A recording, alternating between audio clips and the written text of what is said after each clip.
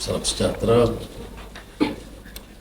Sidang ASEAN yang dipengerusikan oleh Presiden Jokowi Indonesia kali ini bermakna kerana beliau memulakan dengan memberikan suatu menyinggung keadaan ASEAN yang dirasa agak lemah mengikut persepsi setengah kalangan. Tetapi berbeza daripada anggapan awal, sidang ini telah menjurus kepada beberapa isu pokok, memperkukuh hubungan, meningkatkan kerjasama, kemudian mengangkat semula keupayaan. Sebab itu isu seperti umpamanya menggunakan keuangan negara masing-masing yang saya rasa selari dengan harapan kita untuk membentuk tabung keuangan Asia, kerana pada peringkat ini umpamanya perdagangan antara negara boleh menggunakan dana negara masing-masing. Isu yang dianggap agak kontroversial atau rumit, iaitu Myanmar, juga dapat dirumuskan dengan lebih baik. Negara-negara nampak kekal pertahankan prinsip konsensus 5 perkara itu, iaitu yang menyentuh juga soal kemanusiaan, soal penyelesaian mengikut rukun hidup antarabangsa dan lain-lain, tetapi memberi ruang supaya ada kemungkinan secara tidak rasmi berunding terus, bukan saja dengan kekuatan atau pemerintah militer junta, tetapi juga dengan semua yang terlibat.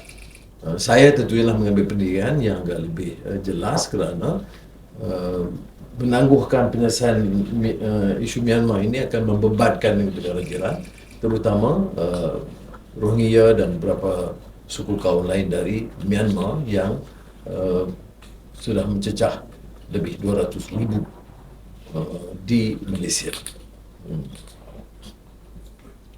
Kemudian kita juga bincang soal disebut ASEAN Outlook on Indo-Pacific, kerana ada kebimbangan ASEAN kembali atau rantau ini kembali menjadi medan pertarungan seperti mana pernah berlaku di zaman Cold War dulu. Jadi ASEAN nampak meneguhkan pendirian untuk pertahankan kedudukannya sebagai zon bebas dan mengelak dari terlibat dalam pertarungan 2 atau 3 kuasa besar. Kita ada juga tentang hubungan ke segitiga Indonesia, Malaysia, Thailand, iaitu IMTGT. Maknanya sudah komitmen yang bertambah supaya diperkukuh kerjasama di antara Malaysia dan Thailand, terutama di kawasan utara Semenanjung dan selatan Siam, dan juga sebahagian utara Sumatera. Beberapa program telah dikenal pasti dan ada beberapa projek telah pun dijalankan. Dan akhir sekali saya berfungsikan sidang BIM Piaga yang melibatkan Malaysia, Brunei dan Filipina dan Indonesia tentunya, ya.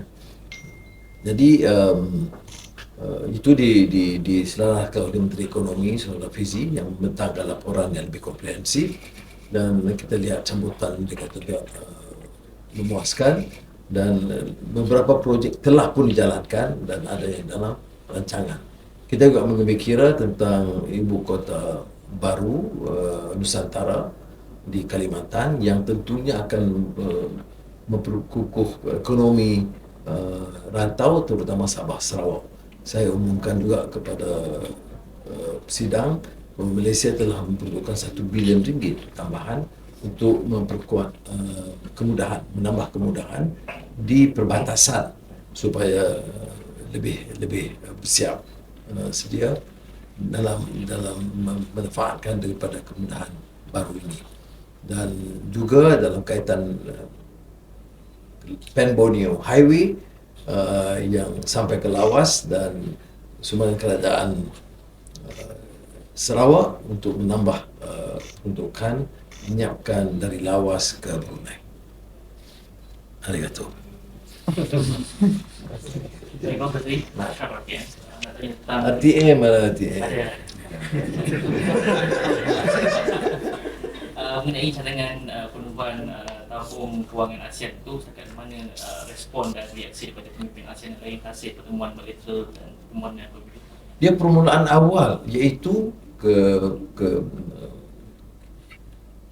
persetujuan bersama untuk menggunakan dana kewangan negara masing-masing dan umpamanya ringgit dengan rupiah, ya, ataupun baht dengan ringgit. Itu ada persetujuannya, mekanisme tentunya akan diserahkan juga oleh dengan bank negara, ya, bagaimana boleh permudahkan.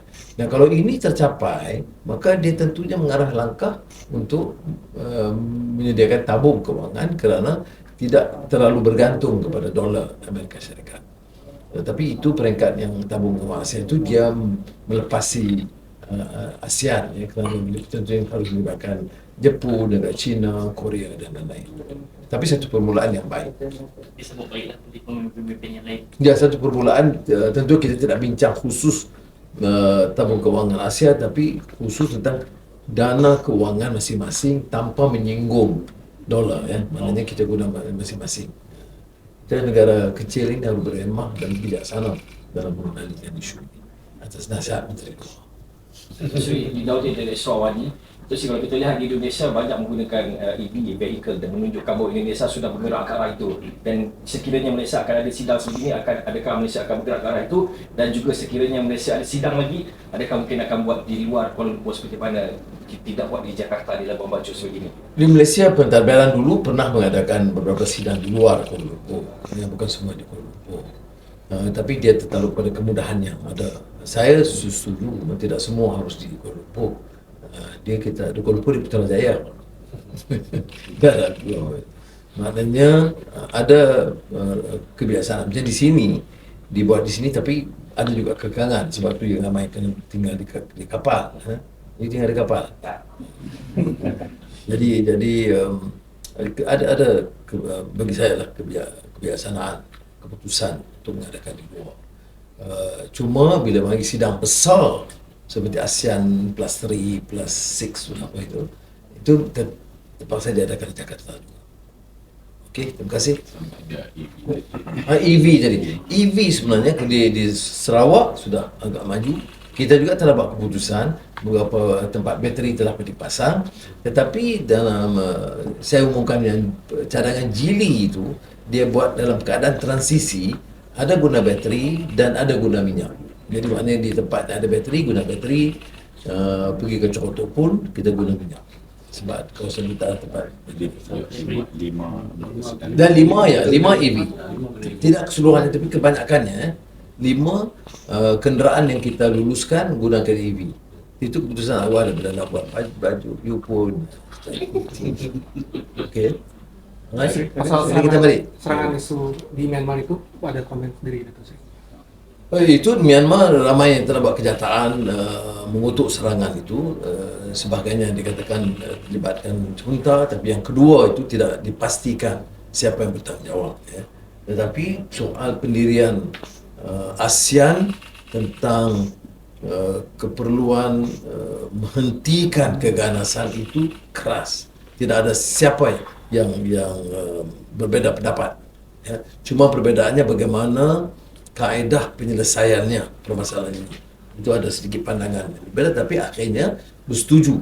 5 poin konsensus kekal, tetapi rundingan itu mandatkan kepada pengusi ASEAN sekarang dan juga negara-negara jiran yang terlibat. Saya sebut umpamanya Laos, Kamboja, Thailand umpamanya. Baik, beli dah balik sekarang. Betul saya beli kenyataan pertama bagaimana melihat keseluruhan perjalanan program ini dan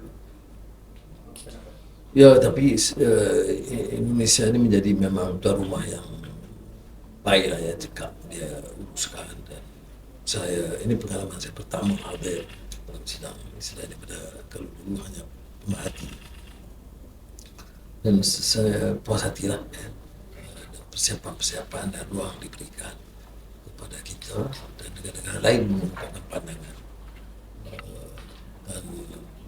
tiba giliran kita itu harus kita lakukan yang sebaiknya. Tapi ini macam 5 kita punya pengalaman ya. Jadi walaupun diselenggarakan kebanyakan oleh Kementerian Pertahanan, Kementerian Luar, tapi kita mampu, dan 5 dari segi itu lebih besar. Okey, terima kasih.